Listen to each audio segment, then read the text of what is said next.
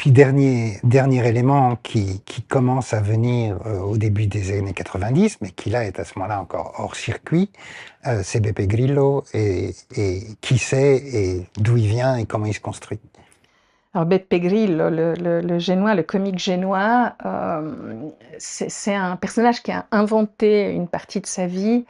Il a inventé avoir été exclu de la télévision italienne. Enfin, il a inventé un discours comme ça, victimiste.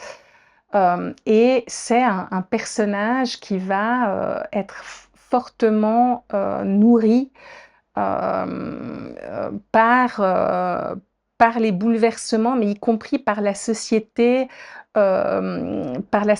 que crée en quelque sorte le berlusconisme. C'est cette société clinquante de ces jeux télévisés, de cette société complètement, ou en tout cas en voie d'atomisation, de cette volonté d'avancer vers la responsabilité individuelle, de cette lutte contre l'État et contre tous les instruments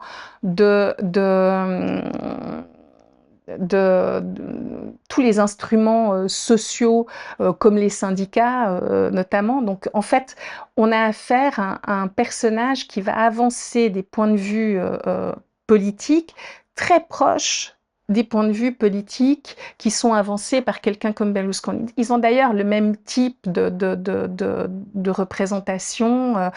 C'est les deux des bêtes de scène, chacun à leur manière, et c'est les deux des personnages qui vont réussir à disons, rassembler autour d'eux une forme d'adhésion à leur discours. Beppe Grillo, c'est un comique très très connu en Italie, il fait des stades pleins. Moi j'étais à Florence en 94 et j'avais été le voir comme des milliers d'autres personnes. C'est vraiment quelqu'un qui savait rassembler un public et qui savait rassembler son public autour d'un certain nombre de dénonciations. Donc il dénonçait il a dénoncé des corruptions, il a dénoncé certaines industries, bon. Et il a réussi aussi à sauter sur le cheval des nouveaux moyens de communication. C'est un des premiers à avoir su utiliser un blog, à diffuser son blog. Il devient la personnalité, une des personnalités du Times, je ne sais plus à quelle date. Donc c'est quelqu'un qui a réussi en fait, à devenir une personnalité incontournable avec un discours qui prend à la fois le discours contre l'État, contre les syndicats, pour la responsabilité individuelle, contre ce qu'ils appellent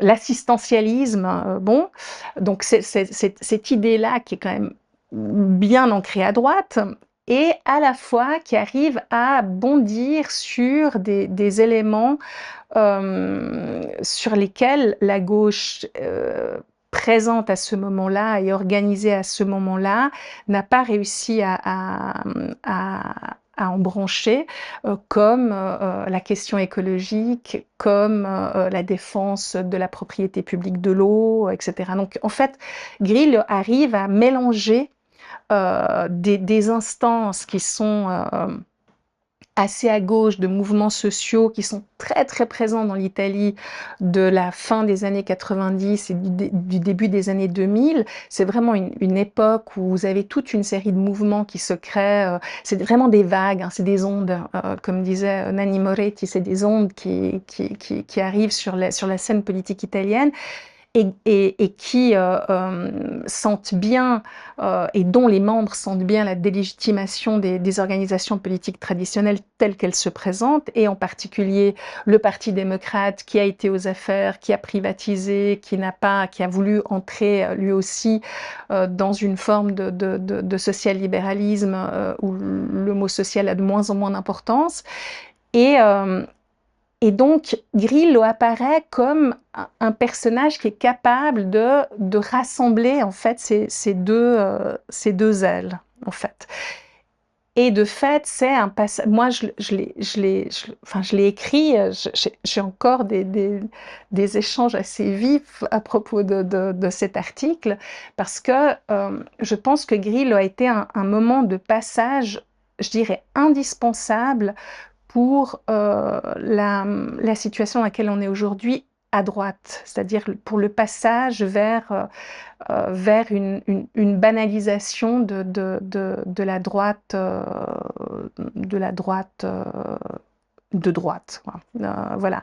Parce qu'il a en fait rendu populaire et oui, il a rendu populaire la volonté de combattre les instruments de protection des travailleurs, de valoriser la responsabilité individuelle, de combattre l'État qu'on devait financer, enfin bref. Donc il a réussi avec un discours très à droite, et y compris un discours très à droite vis-à-vis des migrants, des personnes migrantes et des travailleurs immigrés en Italie, très très à droite. L'idée des taxis de la mer où on allait chercher les migrants, c'est une idée qui a été diffusée par le mouvement social italien, je lis lapsus, par le mouvement 5 étoiles sans difficulté. Et donc c'est un parti voilà, c'est un parti mouvement qui a su catalyser en fait ces diverses âmes tout en isolant les potentialités réelles qui existaient dans les mouvements sociaux vers une possibilité d'un débouché progressiste, émancipateur, et vers une autre forme d'organisation.